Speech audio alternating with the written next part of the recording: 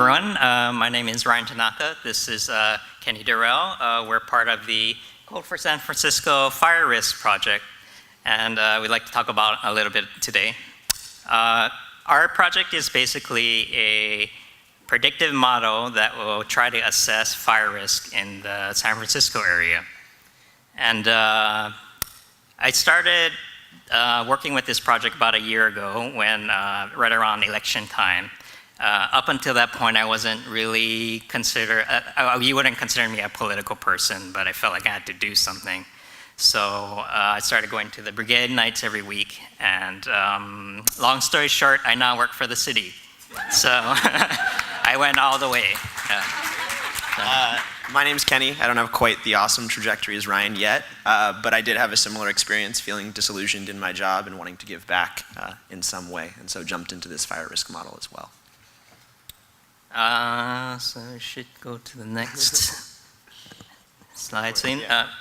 So our inspirations for our project came from the Atlanta Firebird project, which was basically a very similar thing that we were trying to do. But they gave us a kind of a framework to work with, which we modeled our processes after. A lot of the motivation for this came from, we've been experiencing a lot of fires recently. You might have heard on the news our place is burning right now. But also things like the Ghost Ship fire where people have lost their lives. It is very politicized in our city right now. So this is the basic timeline that we have. Like I mentioned, I started working with the project last year. Initially we were trying to build a tool that will help fire departments with their inspection process. But we had some issues with trying to get in contact with them. We're continually trying, but it's very difficult. So what we're doing right now is making something more public-facing, which we were able to do in May. And our predictive score was 0.11 back then, which was not very good, but it was at least a start for us to build our work upon. And our most recent version is 0.67, which is, we're actually pretty happy with. So, yep. Yeah. So this is the current vision. I'm sure some people recognize CartoDB here, but basically we've got neighborhoods, various other sliders that you can select, and then you can see the average risk probability of your neighborhood as well as your individual place. So we have the benefit of working with the data science working group in San Francisco, and so there's a number of best practices that we've sort of taken from that. One of the main ones is always making sure you have a hypothesis in mind from the get-go so that you're not building a model and back justifying.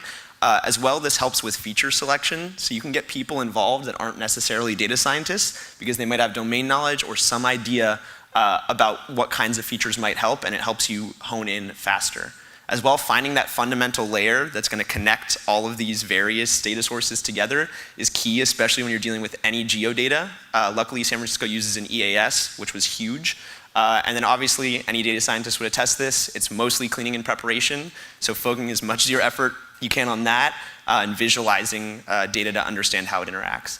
In terms of building a good team, so building on top of that last slide, we had a number of issues with sort of making sure that as people left and cycled through that we could still track and make sure that we could maintain the project over time. And I think the thing we really want to highlight, which other presenters have already highlighted, the domain knowledge is so key here, and having different people involved. We have someone who's a teacher who's very, very focused on how users are going to use this, and his focus is on that. He's not a tech person per se, but it's been really, really valuable to have that input.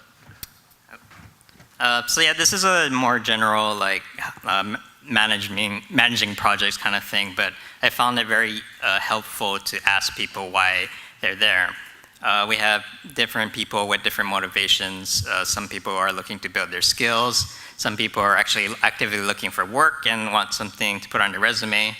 Some people are there for personal reasons. For example, we have someone on our team who actually lost a friend to a fire in the city. So there's a kind of intensity there that you don't get from average volunteers. And some people are just there for the pizza and they're there to hang out, and that's fine. It's totally cool. It's just if you know what people are there for, it makes it easy to delegate tasks. So next steps is we're looking to improve the visualizations of the model. So we're actually actively recruiting for that right now. And we're at a point in the project which is pretty exciting. Like, we feel comfortable with the motto, and we're going to try to get it out in the public for feedback, and maybe even attract the attention of the fire department, you know. So yeah, so this is our team, and I'd like to thank everyone who worked on the project. We wouldn't have been able to do it without them. And if you're interested in finding out more, here's some links. And also, you can check out some of the cool projects that the Data Science Working Group is working on right now. So thank you.